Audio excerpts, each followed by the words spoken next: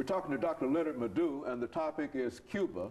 And Dr. LMadu2 has given us some information relative to how the United States became involved with Cuba. And of course, Dr. LMadu2, let's see if we can pick up at that point and further develop our discussion on Cuba.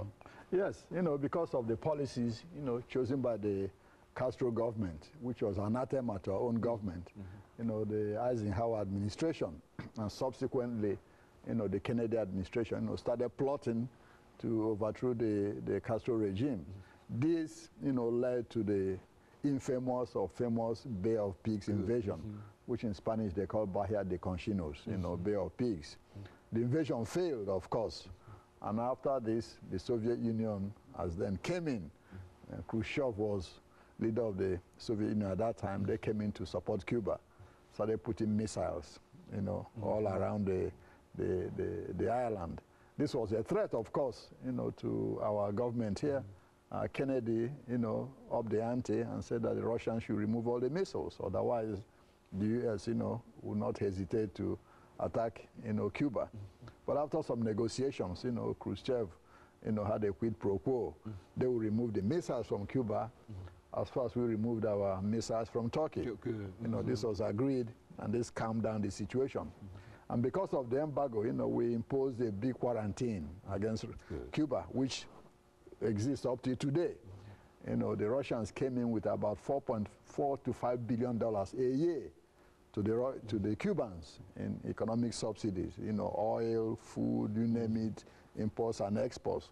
This continued until 1991, when the Soviet Union collapsed and communism collapsed all over the world. Cuba was left lurching, looking for dry, exactly dry and completely lost, and so that has been a big problem since then. Since 1991 when this happened till now, Cuba has lost all those economic sustenance from the Soviet Union. What happened was that because of that, the Castro regime started losing some, controls on its economy. Started allowing some little private enterprise here and there. And of course, Venezuela replaced Russia as the main supplier of oil, to Cuba. And of course, that oil wasn't free. It's free, but then you have 20,000 Cuban healthcare workers in Venezuela working for that oil, to Fidel Castro. And just to touch a little bit on that Guantanamo Bay, a lot of people always ask about it. How did we get there? Why? Yeah, we took it over from the, because of the Spanish-American War, and signed a treaty in 1903, to pay a yearly, amount to the Cuban government for that.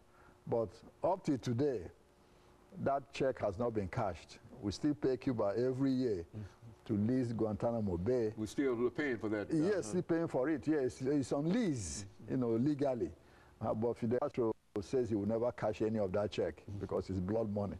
So they keep piling the checks in Havana. Okay, so they're not cashing the check, but we continue to pay the checks. And so that's it. And this is one of Castro's kind of things. That's correct. We keep paying, but he's not cashing any of it. So we have to leave Guantanamo Bay. He's not accepting a dime for it because he believes it's blood money.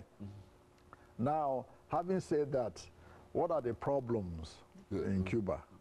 You have a lot of problems that are hidden. First of all, the demography.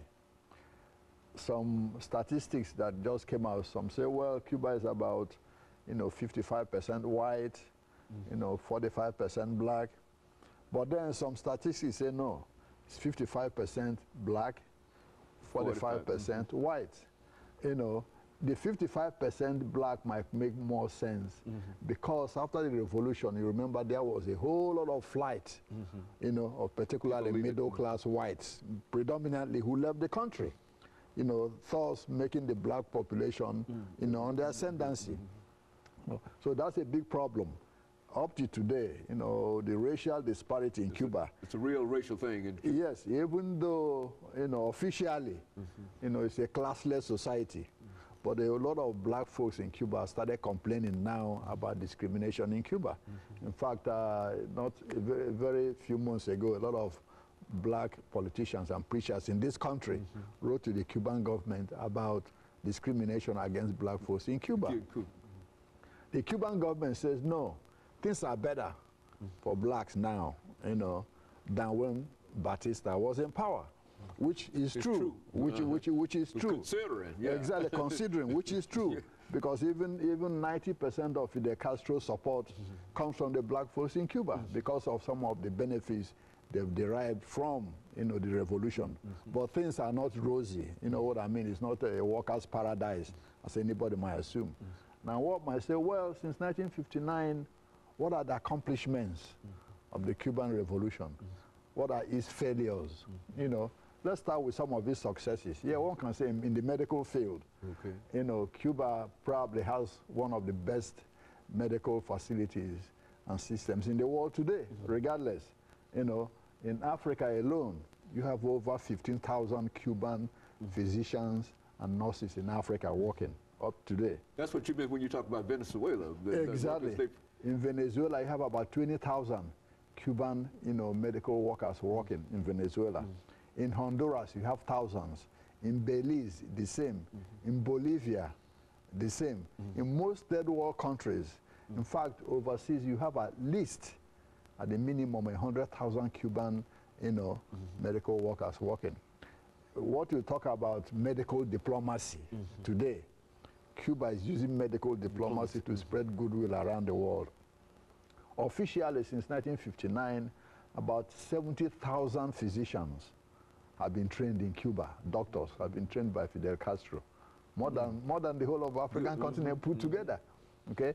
The School of Americas medical school in Cuba trains about 10,000 physicians every year from third world countries, including the United States. You know, a whole lot of, there are at least 1,000 Americans in medical school in Cuba, and they are going to school free of charge. And of course, Dr. McAdoo, that's some extraordinary information, because we never think into, well now, when they send these medical ambassadors to these other countries, what about the medical services in Cuba itself? The same. They have more. Exactly. They have more doctors in Cuba. Like I said, over 70,000 trained since 1959. They have enough in Cuba that they have to send out, you know. Well, let's take this commercial break, and then we'll continue that, because I think that that's one of the most intriguing things that we were talking about. And of course, we'll be back with our audience following this very, very short commercial break.